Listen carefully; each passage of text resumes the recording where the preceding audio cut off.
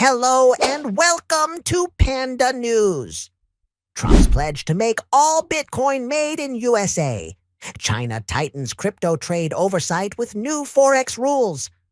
And more news to discover in today's video. Let's get started. Let's start with the riddle of the day. I'm a bubble in the market, driven by hype and speculation. When I burst, many are left empty-handed. What am I? Donald Trump's push for all remaining Bitcoin to be mined in the U.S. faces steep hurdles, including reliance on imported Chinese mining equipment and Bitcoin's decentralized nature.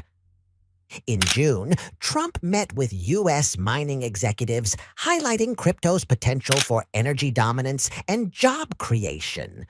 Experts, however, doubt the feasibility of his plan, calling it ambitious but impractical. China has introduced stricter Forex rules requiring banks to monitor identity, fund sources, and trading frequencies to curb cross-border crypto activities.